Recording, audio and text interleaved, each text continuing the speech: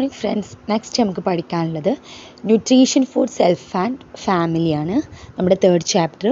ഇതിൽ നിന്ന് വരുന്ന ഇമ്പോർട്ടൻ്റ് ആയിട്ടുള്ള ടോപ്പിക്സ് മീൽ പ്ലാനിങ് പഠിക്കണം. അതായത് ഈ ഒരു ചാപ്റ്ററിൽ നമ്മൾ പഠിക്കുന്നത് നമുക്കും നമ്മുടെ ഫാമിലിക്കും വേണ്ടിയിട്ടുള്ള പോഷകത്തെക്കുറിച്ചാണ്. അതായത് മീൽ പ്ലാനിങ് എന്ന് പറഞ്ഞാൽ ഇപ്പം നമ്മുടെ ഒരു ഫുഡ് കഴിക്കുമ്പോൾ അതിൽ എന്തൊക്കെ തരത്തിലുള്ള ന്യൂട്രിയൻസ് അടങ്ങിയിരിക്കണം, എങ്ങനെ ഫുഡ് ഉണ്ടാക്കണം, ഏതൊക്കെ ഫുഡ് ഏതൊക്കെ ടൈമിൽ കഴിക്കണം, അങ്ങനെയുള്ളതിനാണ് നമ്മൾ മീൽ പ്ലാനിങ് എന്ന് പറയുന്നത്.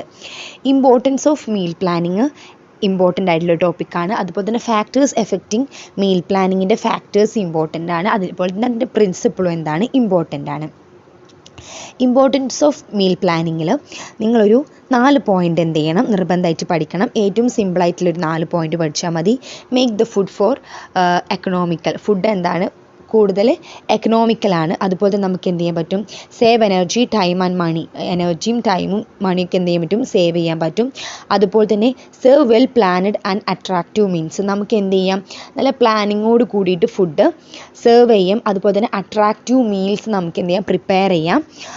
അട്രാക്റ്റീവ് മീൽസ് പ്രിപ്പയർ ചെയ്തിട്ട് അത് നല്ലപോലെ നമുക്ക് എന്ത് ചെയ്യാം, സെർവ് ചെയ്യാം. പിന്നെ നമ്മുടെ ഫാമിലിക്ക് ആവശ്യമായിട്ടുള്ള എല്ലാ ന്യൂട്രീഷണൽ ഇതും നമുക്ക് എന്ത് ചെയ്യാം, ഫുൾഫിൽ ചെയ്യാം.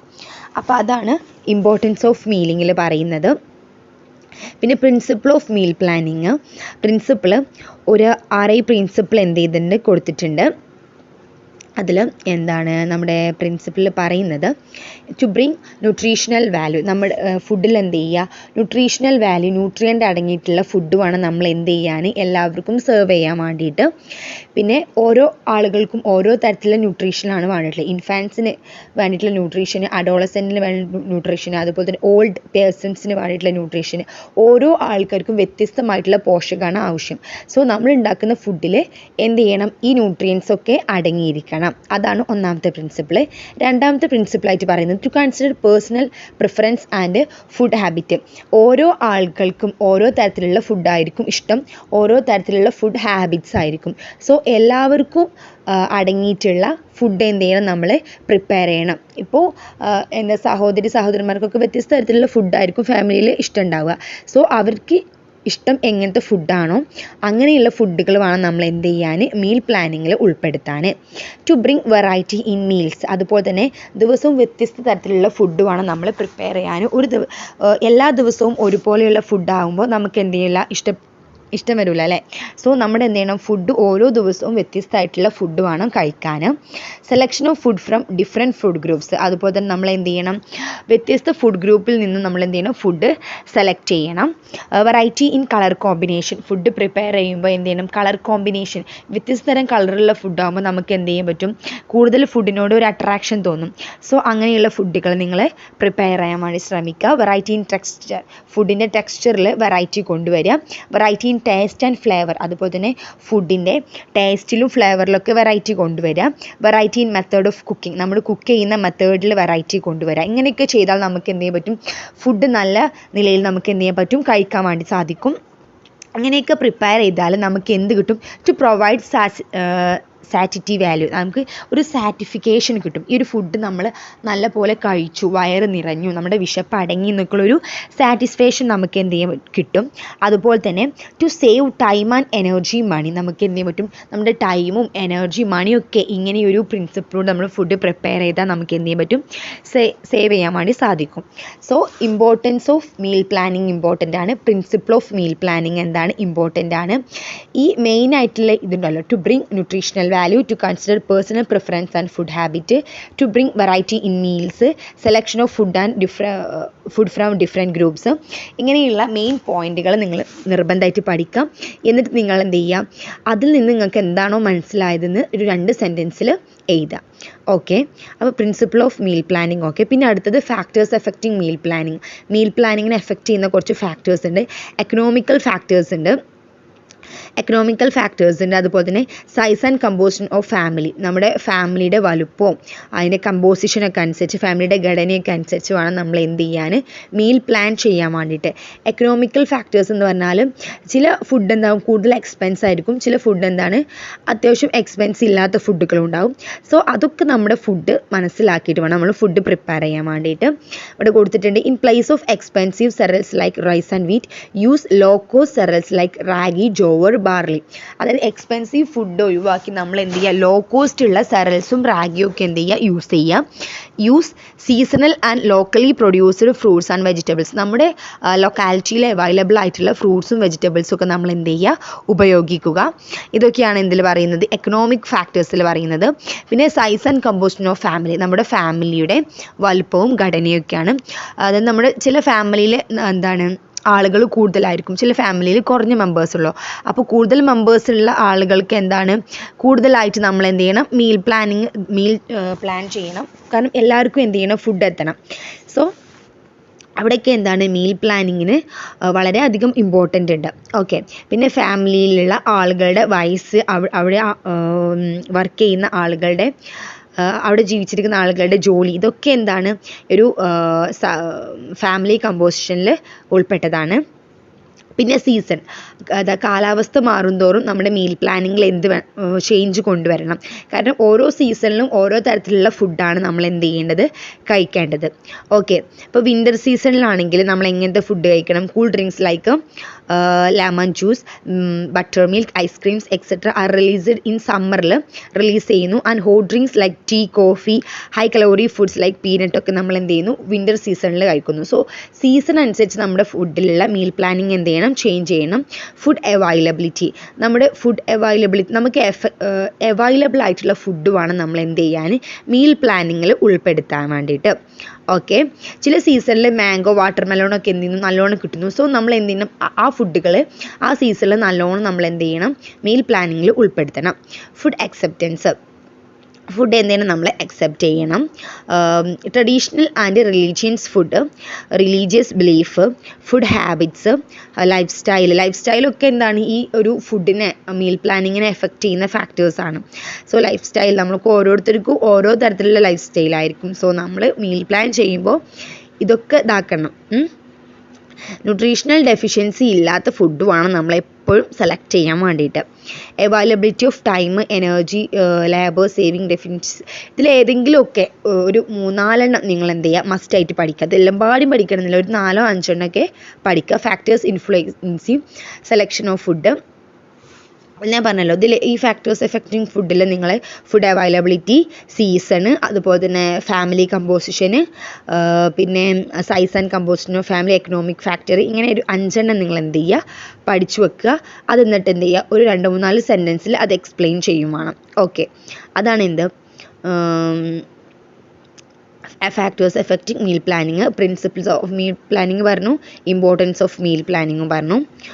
ഓക്കെ, പിന്നെ അടുത്ത ടോപ്പിക്കാണ് RDA ഇമ്പോർട്ടൻ്റ് ആയിട്ടുള്ള ടോപ്പിക്കാണ്. Recommend dietary allowance, RDA is important topic.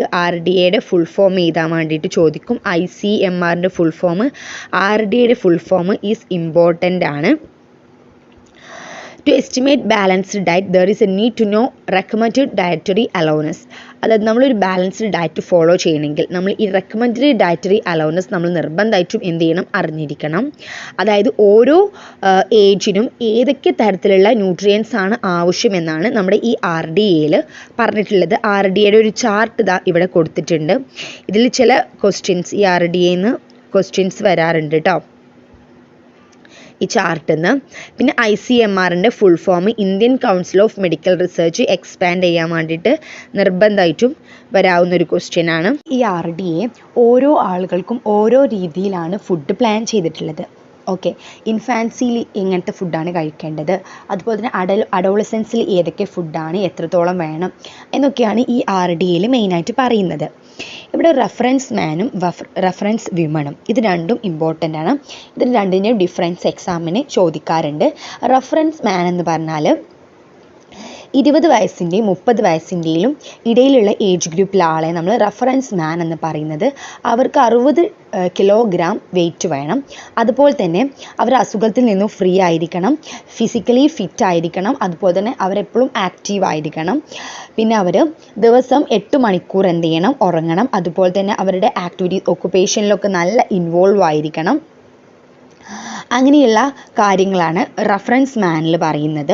പിന്നെ പറയുന്നത് റെഫറൻസ് വിമൺ ആണ്. റെഫറൻസ് വിമൺ എന്ന് പറഞ്ഞാൽ 20 വയസ്സിനെയും 39 വയസ്സിൻ്റെയും ഇടയിലുള്ള വ്യക്തികളെയാണ്, സ്ത്രീകളെയാണ് നമ്മൾ പറയുന്നത്.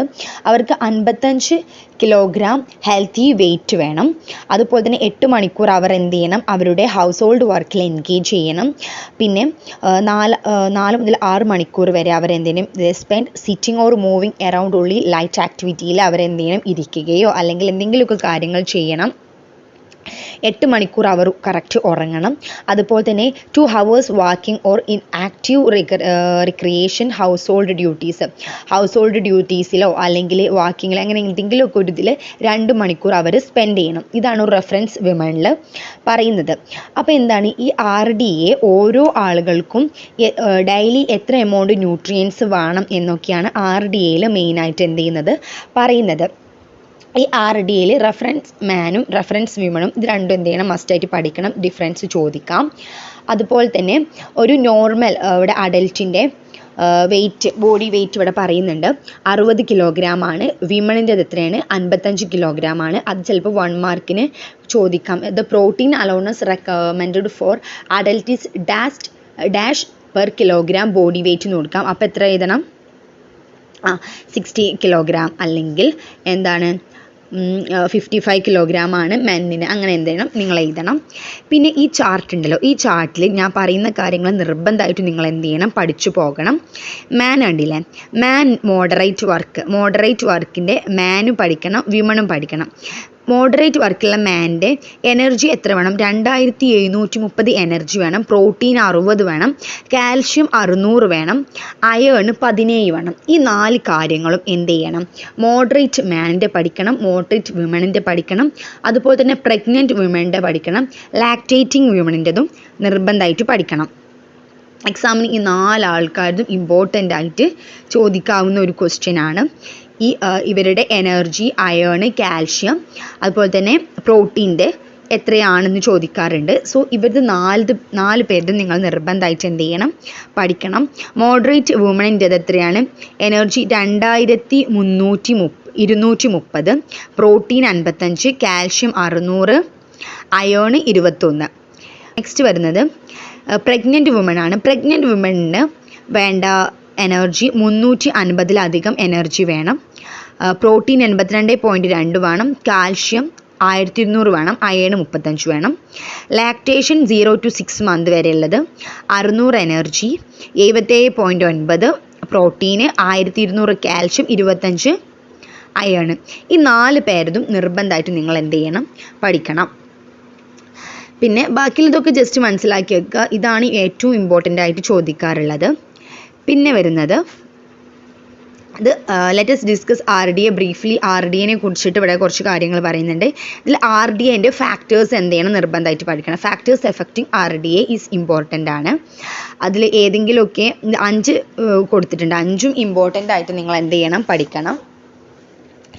Age, child, adolescent. A growing child requires more calories protein per kilogram body weight than adult. അഡൽറ്റിനെയും കാട്ടിലും കുട്ടികളായിരിക്കുമ്പോൾ എന്താണ്, അഡോളസെൻറ്റ് പ്രായത്തിൽ കൂടുതൽ കലോറീസും കാര്യങ്ങളൊക്കെ എന്തുണ്ട്, ആവശ്യമുണ്ട്.